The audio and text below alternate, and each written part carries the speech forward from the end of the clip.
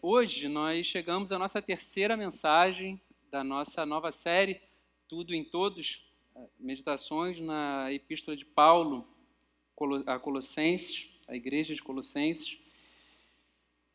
E para isso eu gostaria de convidar os irmãos a abrirem suas Bíblias em Colossenses, no capítulo 1. Nós faremos a leitura dos versículos 24 a 29.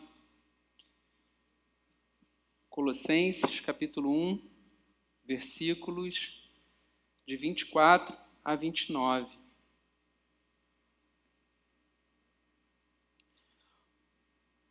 Ontem, só atualizando os irmãos, ontem alguns irmãos da nossa igreja estiveram lá no Recreio, na comunidade onde nós estamos iniciando um trabalho social. Então, alguns dos irmãos se reuniram, foram lá para poder preparar o espaço, pintando a parede, enfim, preparando e montando móveis. A Roberto, Maria Fernanda, o Eric, enfim. Então, já soube que foi um tempo precioso. Então, já gostaria de encorajar aqueles que ainda não conhecem o trabalho, ainda não tiveram oportunidade de ir ao espaço, para se envolverem também, porque é um trabalho que nós acreditamos que foi uma oportunidade dada por Deus para poder estar ali alcançando famílias, alcançando crianças daquele lugar.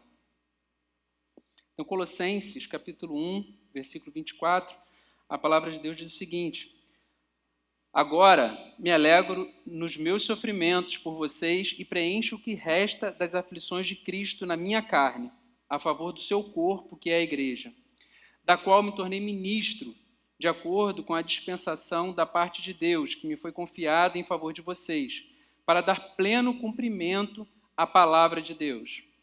O mistério que esteve escondido durante séculos e gerações, mas que agora foi manifestado aos seus santos.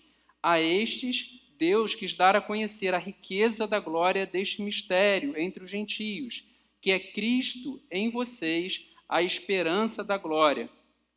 Este Cristo nós anunciamos, advertindo a todos e ensinando a cada um em toda a sabedoria, a fim de que apresentemos cada pessoa perfeita em Cristo. É para esse fim que eu me empenho, esforçando-me o mais possível, segundo o poder de Cristo, que opera poderosamente em mim. Vamos fechar nossos olhos, vamos orar, pedir que Deus fale conosco, através da sua palavra. Deus Santo, nós te louvamos, Deus. Te louvamos porque o Senhor é digno de louvor, é digno de adoração. Deus, te agradecemos pela forma como o nosso coração já foi aquecido no tempo em que nós estávamos aqui louvando, juntamente com a banda, trazendo à memória, Senhor, as tuas excelências, o quão grandioso o Senhor é. Deus, quão majestoso o Senhor é. E mesmo sendo quem é, Deus, o Senhor nos alcançou de forma muito especial, muito amorosa. Te pedimos, Deus, que o Senhor fale conosco, Deus. Fala conosco através da tua palavra, através desse tempo, Deus, que nós reservamos para, de forma comunitária, Deus, louvar o teu nome, meditar nas Sagradas Escrituras. Deus Santo, abre o nosso entendimento. Fala, Deus, através do teu Santo Espírito, Deus, fala aos nossos corações, transforma, Deus, a nossa mente, transforma a nossa vida, alarga, Deus, o nosso coração, a fim de que possamos compreender mais, Deus, acerca de quem o Senhor é. Pai, em nome de Jesus Cristo, nós choramos, Deus. Amém, Senhor. Amém. Bom, meus irmãos, antes de nós entrarmos no texto, eu gostaria de compartilhar um pouquinho algumas percepções que eu creio que possam ser úteis na compreensão dessa porção das Sagradas Escrituras. Há alguns dias eu tive a oportunidade de assistir um filme bastante interessante, Meus pais já vinham me recomendando esse filme há um tempo. A tradução, do título é Mãos Talentosas. Não sei quantos aqui já tiveram a oportunidade de assistir esse filme. Um filme do Cuba Gooding Jr., que fala sobre um neurocirurgião americano chamado Ben Carson. Ele chegou a participar das primárias para as eleições nos Estados Unidos, as eleições de 2016, mas posteriormente acabou apoiando a candidatura do Donald Trump e se tornou secretário né, do Departamento, se eu não me engano, de Desenvolvimento Urbano. Então, a história desse homem é muito interessante, porque ele, juntamente com seu irmão, foram criados por sua mãe sozinha, uma família de negros, a mãe divorciada, em Detroit, criados com muita dificuldade. A sua mãe mal sabia ler, só que ela tinha uma meta, ela tinha a convicção de que a vida dos seus filhos poderia ser poderosamente, radicalmente transformada a partir da aquisição do conhecimento, a partir da educação. E é interessante, né, porque ela milita, né, imaginem, uma mulher sozinha trabalhando, pouca educação, trabalhando por vezes fazendo limpeza em casas de família, lutando para poder equilibrar as despesas, né, os gastos domésticos. E é interessante que, num determinado momento, ela está sentada na sala, olhando para a televisão, e eles estão assistindo um programa de TV e ela se pega rindo e olha para os seus filhos rindo, também do programa de TV, só que ao que parece é um daqueles programas que foram cuidadosamente arquitetados para idiotizar pessoas, né? Você ri, mas a coisa não faz sentido nenhum, é um besterol danado, mas às vezes você se pega ali rindo daquilo. E ela, de repente, é tomada por uma indignação e ela começa a cobrar deles que eles leiam livros. E numa determinada casa em que ela vai fazer a faxina, ela vê uma biblioteca enorme, ela pergunta para o proprietário da casa: você leu todos esses livros? Ele li quase todos. E ela começa a se relacionar com o conhecimento, cultivando uma espécie de veneração, com a convicção de que aquilo poderia sim transformar a vida de uma pessoa, tirar uma pessoa de uma situação de vida limitada, pequena, de privações, e expandir a sua existência. Então, o conhecimento acadêmico é algo que, pelo menos no mundo ocidental, nas grandes cidades, e aqui também era uma realidade na vida dela, muitas pessoas se relacionam com ele. Mas ela teve uma percepção, uma paixão por aquilo, uma paixão quase que obsessiva por aquilo, de que aquilo poderia verdadeiramente transformar a vida de pessoas. E isso acontece na vida desse homem, Ben Carson. E, de repente, ele percebe que o conhecimento ele permeia tudo. E ele começa a se interessar por música, começa a se interessar por arte, por geologia, por ciência. E ele antes afirmava acerca de si mesmo que ele não tinha jeito, que não tinha uma saída para ele, não jamais ia se desenvolver, porque ele era burro, porque ele era limitado, porque ele não conseguia aprender. E, num determinado momento, parece que vira a chave. E ele se torna o neurocirurgião mais respeitado do mundo. Só que a gente percebe, para que ele chegasse a esse ponto, a sua mãe teve que passar por muitos sacrifícios, teve que ser muito persistente, teve que sofrer bastante, para que ele pudesse adquirir esse conhecimento que transformou a sua história. Então, nesse ponto, a gente percebe algumas convergências, alguns pontos de convergência com o ministério do apóstolo Paulo. O apóstolo Paulo, quando ele escreve essa porção aqui da Epístola aos Colossenses, ele diz uma coisa muito interessante. Ele fala que ele preenche na sua própria carne o que resta das aflições de Cristo. Preenche na minha carne o que resta das aflições de Cristo. Só que é necessário que a gente atente para esse ponto das Sagradas Escrituras, que a gente venha entender que ele não está aperfeiçoando a obra de salvação realizada por Cristo na cruz. Quando ele diz que preenche na sua carne o que resta das aflições de Cristo, nós precisamos entender do que ele está falando. Afinal de contas, a obra realizada por Jesus Cristo na cruz do Calvário foi uma obra perfeita, uma obra consumada. Jesus, ele promoveu a reconciliação de homens pecadores, inimigos de Deus, e fez com que novamente eles pudessem encontrar um caminho de amizade com o Deus Santo. Só que o apóstolo Paulo, quando ele diz isso, imediatamente ele emenda com a seguinte afirmação: para que seja dado pleno cumprimento à palavra. Ou seja, Jesus Cristo ele realizou uma obra de salvação, ele realizou uma obra completa, perfeita, acabada. No entanto, essa mensagem foi entregue inicialmente aos apóstolos e eles precisavam anunciar essa mensagem de salvação para outras pessoas. Só que nesse trabalho de anunciar a mensagem de salvação, por vezes, nós vemos na vida dos apóstolos e dos discípulos que a pavimentação dessa estrada de encontro de homens pecadores com a mensagem do Evangelho, com a salvação, por vezes ela é pavimentada com sofrimento, com aflição, com a luta de obreiros. E é isso que acontece na vida do apóstolo Paulo. Só que uma coisa que nos chama a atenção é que ele diz que ele se alegra nas suas aflições, se alegra com o seu sofrimento. Isso é uma outra coisa estranha, porque quando ele diz que se alegra no sofrimento, nós precisamos entender que o apóstolo Paulo não cultivava nenhum tipo de patologia, ele não era um masoquista, não era alguém que ficava alegre por ser açoitado simplesmente.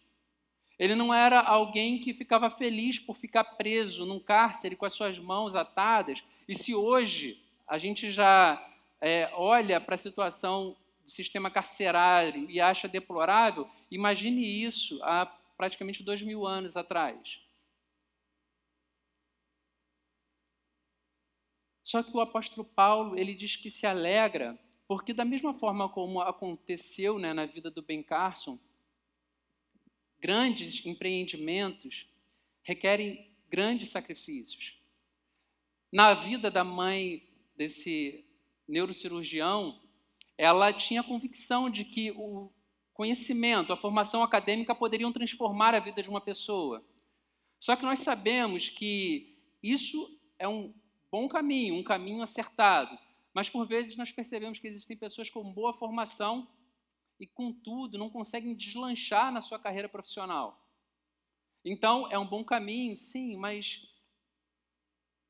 nós não podemos dizer que é uma convicção, é uma certeza, mas é um bom caminho a ser adotado, é um bom caminho a ser seguido. Só que já o apóstolo Paulo, ele nutria a convicção de que ele estava no caminho certo, porque essas aflições, essas lutas, a oposição apresentada pelas lideranças judaicas, pelas autoridades locais, as pessoas que se levantavam contra a causa do Evangelho, eram uma evidência do seu apostolado. As vidas transformadas, as pessoas que eram regeneradas pela mensagem do Evangelho, endossavam que o poder de Cristo atuava poderosamente através da sua vida. Então ele se alegrava com isso, porque ele não simplesmente estava ocupando uma posição de destaque numa carreira profissional qualquer que ele tinha abraçado, mas ele sabia que ele tinha um endosso do ministério do qual ele tinha adotado, que ele tinha abraçado, e esse ministério nada mais era do que servir ao Rei dos Reis, servir aquele que é o Senhor de todas as coisas. Então imagine você caminhar pela terra e você olhar para trás e perceber que tudo que você tem feito, tudo isso tem redundado em glória para o nome do Senhor dos Senhores, do Rei dos Reis. Você saber que você está no centro da vontade de Deus, que vidas estão sendo transformadas, pessoas estão passando a viver melhor por conta do ministério que Deus tem abençoado através da tua vida. Então o apóstolo Paulo, ele nutria essa convicção. E ele se alegrava. E a gente percebe que isso não ficou confinado na vida do apóstolo Paulo, mas a gente olha que isso é surpreendente na vida de todos os cristãos que se dedicam a servir fielmente ao Senhor. Quantos são os cristãos nos dias de hoje que proclamam o Evangelho em países que são fechados à proclamação do Evangelho, em que a Bíblia não pode ser anunciada de forma aberta? No Oriente Médio, na Europa Oriental, em alguns países asiáticos, em alguns países da África. E, no entanto, a gente olha para o testemunho dessas pessoas e particularmente, eu nunca vi essas pessoas pedindo livramento, pedindo proteção. O que eu percebo que é regular nos pedidos de oração dessas pessoas é ousadia para continuar pregando o Evangelho. Porque elas continuam fazendo isso com desassombro. Quando a gente olha para toda a história da igreja, a gente vê a história dos mártires, pessoas que foram jogadas no Coliseu para serem destroçadas por feras, por gladiadores. Essas pessoas, por vezes, causavam pavor na plateia, porque ao ponto que as feras atacavam, os carrascos iam executando, elas estavam entoando louvores. Existem testemunhos na história em que a plateia, por vezes, tampava os ouvidos porque não conseguia ouvir o som dos louvores enquanto aquelas pessoas eram executadas. Então, trata-se de uma alegria que faz com que toda a dor, o sofrimento que tende a castigar a alma, eles se apequenem, eles se tornem insignificantes por conta da presença eloquente do Espírito Santo no nosso meio, no nosso coração. E, de repente, o sofrimento ele vai perdendo sentido, vai se empalidecendo. E o que isso tem a ver com a gente? O que isso tem a ver comigo e com você? É importante nós trazermos à nossa memória que antes de qualquer vocação, antes de nós sermos professores, antes de sermos médicos, antes de sermos administradores, antes de sermos secretários, secretárias, babá, arrumador, antes de desempenhar qualquer atividade profissional, nós somos cristãos. O solo que nós caminhamos é o solo da vontade do Senhor. Então, é necessário que nós entendamos isso e passemos a viver uma vida que seja convergente com a vontade de Deus. As pessoas que vão surgindo no nosso caminho, os vizinhos, as pessoas com as quais nós nos relacionamos, são oportunidades de nós apresentarmos essa mensagem de salvação. Imagine o quão majestoso deve ser o sentimento de você chegar ao final da sua vida, ao final da sua trajetória aqui na Terra, e você olhar para trás e perceber um rastro de salvação, pessoas que passaram a viver melhor por conta do contato contigo. Porque as suas vidas foram radicalmente transformadas, porque o Evangelho, ele exalava da sua história, exalava da sua família, exalava das suas palavras.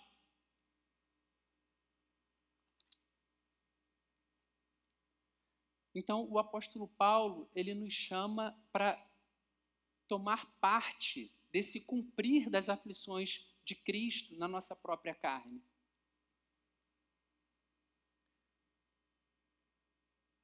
É importante nós nos lembrarmos que não existe zonas de neutralidade na pregação do Evangelho. Não existem férias na nossa relação com Deus e com o mundo. Quando Cristo fala que o diabo é como o leão que anda em derredor buscando a quem possa tragar, ele está mostrando um trabalho ininterrupto de ataque às nossas vidas. Ele está lá o tempo todo, esperando a oportunidade de atacar a nossa vida, a nossa família, a nossa relação com Deus. Então, se nós estamos em todo o tempo sendo alvo de ataque, é necessário que nós lembremos que precisamos estar em todo o tempo preparados para poder lutar, preparados para atacar, preparados para poder apresentar a razão da esperança que habita em nosso coração. Então, o apóstolo Paulo, quando ele nos convida a fazer da nossa vida uma pregação, aproveitando as oportunidades, é necessário que a gente faça isso porque a nossa vida, ela foi radicalmente, definitivamente transformada pelo Evangelho, por essa mensagem. Nós passamos a experimentar dentro de nós mesmos algo que nós não tínhamos anteriormente. Paulo ele fala sobre a existência de um mistério. Muito se é discutido sobre as razões de Paulo ter escrito essa epístola aos Colossenses. Alguns teólogos afirmavam no passado que talvez fosse uma heresia, uma nova crença que se levantou em meio aos colossenses, chamada gnosticismo. Hoje já se tem dúvida se era o gnosticismo ou se, porventura, era alguma espécie de crença mais ligada ao judaísmo. E dentro dessa linha de crenças, algumas pessoas acreditavam que existiam ritos especiais, práticas especiais, talvez secretas, que faziam com que as pessoas experimentassem melhor a sua relação com Deus, conhecessem melhor a divindade. Isso sempre gerou certo fascínio no ser humano, não só naquele tempo, mas também nos nossos dias. Nós vemos uma infinidade de crenças, sejam de esoterismo, misticismo, religiões de matriz africana, até mesmo no meio evangélico. Existem aquelas pessoas, aqueles indivíduos que acabam gozando de maior destaque e todo mundo se aproxima deles. Não, eu vou na casa de fulano de tal porque lá a oração acontece de uma forma especial. Aquela pessoa, né, tem uma conexão ali em banda larga com o divino. Né? Eu vou para lá pedir para ele orar por mim, porque lá com certeza Deus vai atender. Só que o apóstolo Paulo, ele deixa claro que, na verdade, esse mistério, aquilo que poderia exercer algum fascínio entre os colossenses, não fazia sentido algum, porque só existia um mistério. E esse mistério é Cristo. Não sei se os irmãos sabem, mas no original, a palavra mistério é mistério mesmo. Essa é uma palavra grega, mistério. É algo que está escondido, algo que estava guardado, que nem todo mundo conhecia. Então, se você for lá no grego, está escrito do mesmo jeitinho, mistério. E esse mistério, ele foi sendo tracejado por Deus ao longo de todo o Antigo Testamento.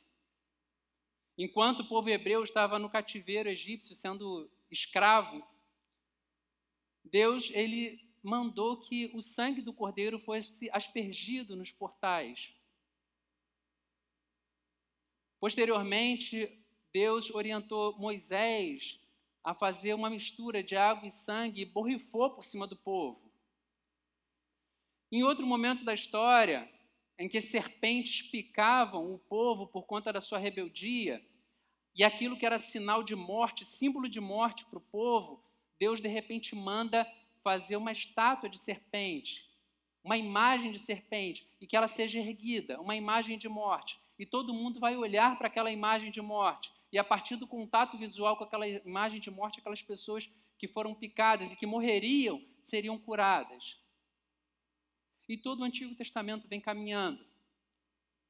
Como nós vimos aqui na nossa série Jesus antes de Cristo, a gente vê Davi, um rapaz desacreditado, desprezado pela sua família e por todo mundo, porque era muito franzino, ruivinho, de boa aparência, e de repente ele vai lá e derruba um gigante e conquista o benefício de ocupar a terra, de vencer o inimigo para todo um povo. E todas essas histórias foram contadas ao longo do Antigo Testamento. E tudo isso tendo como pano de fundo a mensagem de que haveria de surgir entre o povo um libertador. E de repente surge Jesus Cristo na história. E o inimaginável acontece porque não é mais um profeta, não é um sacerdote, mas é o próprio Deus encarnado, é a verdade encarnada, é a expressão exata do ser de Deus caminhando pela terra. Então as pessoas de repente olham e tem um homem sentado e comendo ali, e esse homem ele é capaz de curar enfermidades, de dizer para uma pessoa que nunca andou que ela se levante e ande. E ele toca em outro que era cego, que não enxerga, e aquela pessoa passa a enxergar. E de repente ele olha para um grupo de pessoas que estava condenada a viver fora da cidade, longe do arraial, porque estavam leprosas, a sua carne se desfazendo, e ele cura todo mundo. E esse homem, ele diz que não é só mais um profeta, ele não é mais um sacerdote, mas ele é o Filho de Deus, ele é a divindade encarnada. E ele começa a evidenciar as excelências do ser divino. e a tal ponto, de tal maneira que a coisa não pode ser tratada como sendo a percepção de um grupo religioso. Mas até mesmo os soldados que foram enviados para poder abordá-lo, de repente param e ficam escutando Jesus falar, e eles voltam e relatam para os sacerdotes: olha só, ninguém jamais falou como esse homem. Os sacerdotes dizem: até vocês se converteram a ele? E quando os soldados falam isso, a gente precisa atentar para quem está dando esse relato. Alguns segmentos profissionais, nos nossos dias, cada um guarda a sua peculiaridade. As pessoas que atuam na área de saúde, médicos, enfermeiros, em momentos de crise, assim, de saúde, enfim, alguém passou mal, conseguem manter um certo domínio, um certo controle, porque sabem mais ou menos os protocolos a serem adotados, a serem seguidos. As pessoas que mexem com informática, com processamento de dados, olham para o computador, para algum dispositivo eletrônico, já sabem muito bem como operar, enfim, como configurar. Músicos. Da mesma forma, quando a gente olha para policiais nos nossos dias, são pessoas que não acreditam em qualquer história. Eles têm um olhar que investiga, que faz uma leitura da pessoa, do comportamento, o que está falando. São mais desconfiados, são mais observadores. Então, são características. E um policial dos nossos dias é assim. Um militar tem um pouco dessas características também.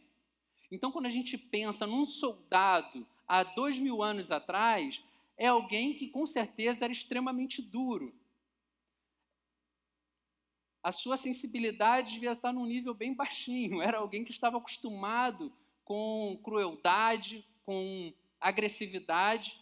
E, de repente, esses soldados eles se aproximam de Jesus e ficam paralisados. Eles falam: ninguém jamais falou como esse homem.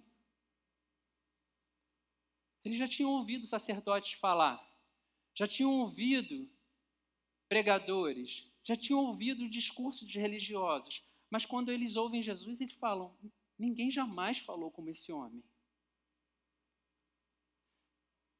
Então esse mistério, ele de repente ele se torna público, ele começa a caminhar no meio do povo. Então essa mensagem de salvação que vinha sido delineada ao longo de todo o Antigo Testamento, desde Adão, ela ganha carne, ganha ossos, ganha cabelo, ganha voz e começa a anunciar as excelências de Deus no meio do povo. E quando a gente olha para a história de Cristo, e a gente olha para esse mistério, ele não foi só revelado, mas o apóstolo Paulo diz que esse mistério ele passou a habitar na vida do seu povo. É Cristo em nós, é Cristo em mim, é Cristo em cada um de vocês, é Cristo em todos aqueles que foram alcançados por essa mensagem de salvação. E quanta coisa a gente pode falar acerca desse privilégio de ter Cristo habitando dentro do nosso coração. Desde o momento da nossa conversão. Eu não sei a história de cada um, não sei se, como a Kelly falou aqui durante a ministração do louvor, que já bem jovem recebia a instrução dos seus pais, da sua mãe, acerca do Evangelho. Eu não sei a história de cada um, mas talvez aqui existam pessoas que viviam completamente apartadas dessas verdades. E, de repente, num determinado momento da história, esse Cristo em nós fez com que essa mensagem se tornasse inteligível, fez com que o discurso se tornasse compreensível, fez com que a feiura do Evangelho se tornasse patente diante dos nossos olhos e a gente entendesse que nós precisávamos de um Salvador. Cristo em nós. Cristo em nós na nossa conversão. Cristo em nós, por vezes, em momentos de angústia, de aflição, aqueles momentos de dificuldades que todos nós atravessamos. A experiência de existência humana, ela não é dissociada de momentos assim. E por vezes existem momentos em que a angústia, a aflição, ela é tão aguda que a gente parece que se sente sozinho, mesmo que a gente esteja cercado por um monte de gente. Ainda que esteja alguém te abraçando, por vezes a dor, ela é tão lancinante que parece que você está ali sozinho naquele lugar. E de repente, quando parece que as forças vão se esvaindo e que você não consegue nem mais se sustentar por conta da aflição, dos desgastes, da luta, de repente você tem aquela percepção quase que audível, dizendo: aquieta-te, eu estou aqui contigo. Eu sei que o barco está chacoalhando, eu sei que a tempestade está forte, mas eu estou contigo. Cristo em nós. Momentos em que a gente vive crises de fé, em que você olha para um lado, olha para o outro, e você olha para a Bíblia, e às vezes lê 2, 3 versículos, parece que é um exercício hercúleo, parece que tem muita dificuldade em fazer coisas dessa natureza. Parece que o momento devocional se torna especialmente desafiador, e você começa a duvidar de si mesmo: será que eu sou cristão? Será que a minha vida foi verdadeiramente transformada pelo Evangelho? Será que a minha vida realmente foi escrita de novo? Será que eu vivo numa relação de salvação mesmo com Deus? Ou será que eu estou entregue ao auto-engano? E nesses momentos que também muitos cristãos genuínos atravessam, o Cristo em nós, o Espírito Santo, ele testifica com o nosso espírito que nós somos filhos de Deus. E de repente você é visitado pelaquela certeza de que o amor do Senhor, o amor que te alcançou, é um amor imutável. Que é um amor que não experimenta oscilações como eu e você experimentamos. Cristo em nós.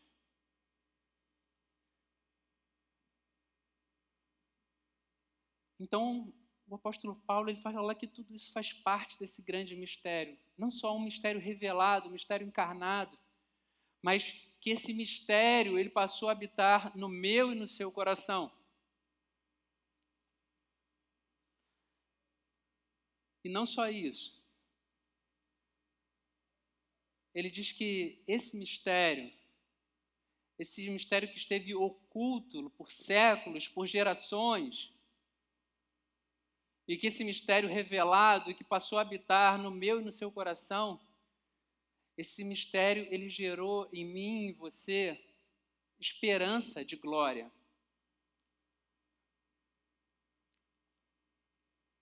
E falar de glória é uma coisa interessante, porque a gente se relaciona com a palavra, né, e pensa assim: poxa, mas o que é a glória?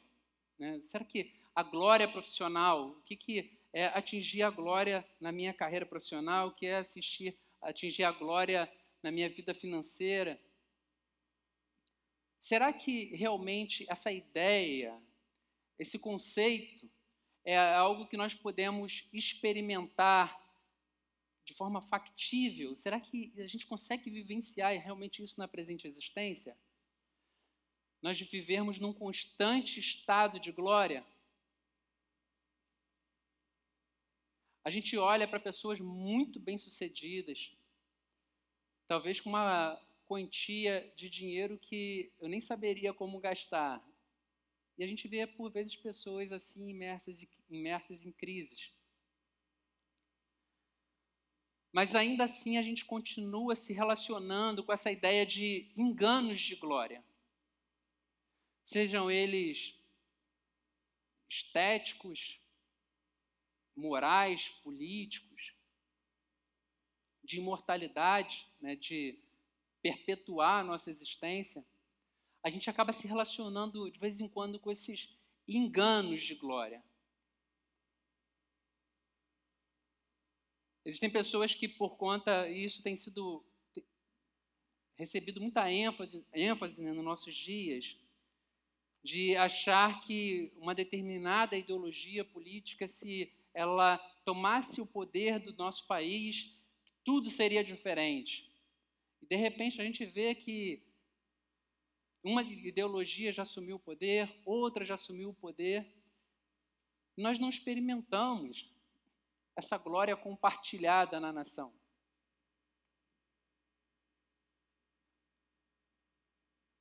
Por vezes, a gente, numa fase da nossa vida, a gente experimenta, em alguns momentos, né, do vigor físico, da beleza, de correr, de realizar na nossa juventude, e parece que a gente é invencível.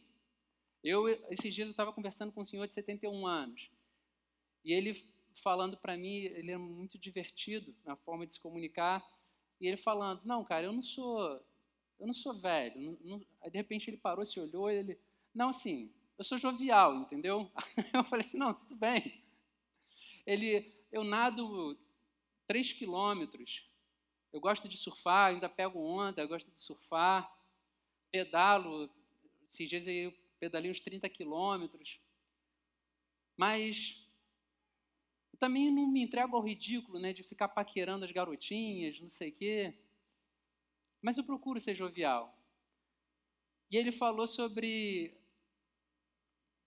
o descontentamento dele com uma experiência que ele sentiu quando ele foi jogar futebol, porque como ele praticava todas essas coisas, ele foi jogar futebol e ele já estava há 15 anos sem jogar futebol, e de repente ele percebeu que a rotação que ele estava jogando futebol era diferente de todo o resto. As pessoas carregavam, passavam por ele, carregavam a bola e ele nem percebia. E ele falou assim, gente, alguma coisa está acontecendo. E de repente a bola veio e bateu na perna dele e ele teve a síndrome da pedrada. Quem já teve aqui sabe como é que é, dói pra caramba, a panturrilha ficou inchadona e ele saiu direto para o hospital. E ele falou assim, poxa, cara, eu treinei na Portuguesa da Ilha, joguei, fui júnior lá, jogava bem. O pior de tudo foi sair do campo carregado e o pessoal falou assim, pô, esse cara não sabe nem jogar bola direito, ainda veio aqui atrapalhar a pelada. Aí ele falou assim, cara, isso feriu o meu ego. Só que à medida que ele foi falando, eu fui lembrando da experiência que eu vivi agora também há pouco tempo. Eu estive em Brasília visitando meus pais, minha irmã, e eu gosto de correr, eu estava lá, fui correr, e eu fui correndo,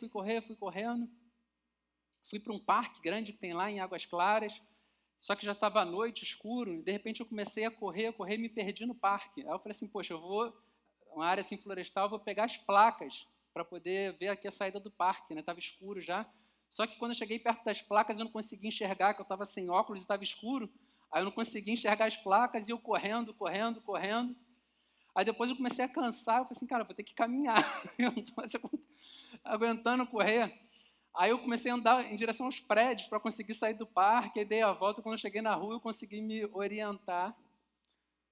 E eu fiquei pensando, por mais que nós tenhamos o engano de querer estender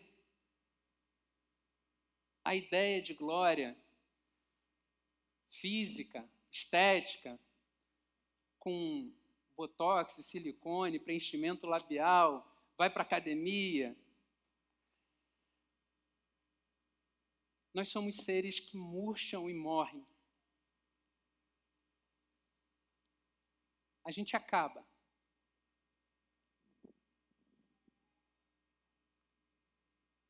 Então a gente vê que, na verdade, são enganos de glória. A Noruega, por muitos anos, ela é ainda tida como o melhor país para se viver no planeta. Todo mundo fala, Noruega é o melhor país para se viver. Então, talvez você diga, não, a glória é viver na Noruega. Em 2011, um homem insatisfeito com a presença de outras etnias e outras crenças, um cristão, né, se dizer cristão, em seu país, indignado com tudo isso, ele se levanta, pega um carro, explode a sede do governo em Oslo, mata 8 pessoas, sai de lá e vai até um acampamento do grupo do Partido dos Trabalhadores. E chega lá, ele mata mais 69 pessoas com armamento. E talvez um lugar que muitas pessoas desejassem morar, por entender que seria a glória morar no melhor planeta da Terra, no melhor país do planeta. E de repente está lá e tem esse insight de inferno. carro explodindo, alguém com uma arma disparando contra todo mundo. E a gente percebe que todos esses enganos de glória com os quais nós nos relacionamos, eles murcham, morrem, perdem a cor, nos decepcionam, nos frustram. Só que quando a gente olha o apóstolo Paulo dizendo Cristo em nós, a esperança da glória, a gente olha para Jesus Cristo, a gente percebe que é alguém que ele tem o domínio sobre a enfermidade. Cristo, ele tem o domínio sobre a tempestade. As ondas e o vento que faziam o desespero se apossar do coração dos discípulos, Cristo, ele anda por cima dessa coisa. Anda por cima das ondas. Manda que o vento calhe a boca. A morte, que exerce pavor em todos os que são da nossa espécie, Cristo, ele abre o sepulcro de um homem sepultado há dias e diz, vem para fora, porque ele é o Senhor da vida. E quando Jesus Cristo morre, e todo mundo pensa que a história acabou, ele diz que o Filho do Homem tem poder para entregar a sua vida e para tomá-la de volta. E ele mata a morte. Ele triunfa sobre a morte. E ele diz que veio para que todo aquele que nele crê não pereça, mas tenha vida eterna. Então, esse Cristo que passou a habitar em mim e em você, ele nos convence que essa expectativa de glória que ele plantou no meu e no seu coração, e que, de certa forma, ela existe de forma distorcida no coração de todo ser humano, porque todo ser humano foi criado à imagem e semelhança do Senhor. Então, de certa forma, ele também tem sede de glória. Tem um cantor, já falecido, tem uma música que ele diz que ele tem, como é que ele fala? A cura para o meu vício de sentir essa saudade que eu sinto de tudo que eu ainda não vi. Então, mesmo vivendo uma vida, em alguns momentos, depressiva, num certo ponto da sua história, ele tem saudade de coisas que estão no futuro. De certa forma, ele tem uma expectativa que existem coisas grandiosas na frente. Só que o cristão, ele sabe muito bem dar nome para essa expectativa, porque essa expectativa de glória é Cristo Jesus. É Cristo Jesus, aquele que venceu a morte, aquele que venceu as enfermidades, aquele que nos limpou dos nossos pecados. Então o apóstolo Paulo, ele não só, ele fala que reside em Cristo as excelências de todo esse mistério, como ele diz que ele se empenha para que os colossenses possam chegar perfeitamente a esse conhecimento. Então, quando a gente olha para isso, no final dessa porção do texto em que a gente acabou de ler, no versículo 28, ele diz, nós anunciamos, advertindo a todos, ensinando a cada um em toda a sabedoria, a fim de que apresentemos cada pessoa perfeita em Cristo. É para esse fim que eu me empenho, esforçando-me o mais possível, segundo o poder de Cristo que opera poderosamente em mim. Então, não é simplesmente uma informação que nós recebemos e vamos tocando a vida, mas é uma verdade que vai moldando, modelando a nossa vida, a nossa história, até que nós cheguemos ao dia perfeito em que nós nos encontraremos com Jesus Cristo. É para esse momento que o apóstolo diz que estava preparando a igreja de Colosso. É para esse momento que nós devemos cultivar e preparar o nosso próprio coração. Caminhando por essa vida com essa expectativa de uma glória que não murcha, que não perde a cor, que não morre, que não desfalece. Amém? Vamos fechar nossos olhos, vamos orar. Deus amado, nós louvamos o Teu nome, Senhor, porque de tantas vozes que existem no mundo, de tantas propostas, enganos de glória. Deus, a tua palavra nos apresenta uma que é perfeita, que não murcha, que não perde a cor, que não prescreve, que não morre. Deus, nós louvamos e bendizemos o teu nome, Senhor, por Jesus Cristo. Porque nós podemos olhar para a vida de Cristo revelada nas Sagradas Escrituras, Deus, e podemos constatar que estamos diante de uma verdade eterna, Senhor. Deus amado, eu te peço que o nosso coração, Deus, que a nossa história, possa estar firmemente alicerçadas nessa verdade, Senhor. Deus amado, ajuda-nos a caminhar por essa terra, sabendo, Deus, que o privilégio do qual nós fomos alvos, Senhor, é o melhor e maior privilégio que um ser humano poderia receber, poderia experimentar. Deus, Cristo em nós, Senhor, Cristo no nosso coração, Deus, o teu Santo Espírito falando ao nosso coração, falando às nossas mentes, através de instrução, consolo, convencimento de pecado. Deus, não nos permita nos relacionarmos com tais coisas, Deus, como sendo ordinárias. Deus Santo, eu te peço que o Senhor possa aperfeiçoar, Deus, as nossas vidas, que o Senhor possa ajudar-nos, Deus, a ter senso de oportunidade, anunciando esse Cristo, sendo gratos por esse Cristo, até o grande dia, Deus, em que nós estaremos com o Senhor, Deus, por toda a eternidade. Deus Santo, em nome de Jesus Cristo, Deus, nós te oramos. Amém, Senhor. Amém.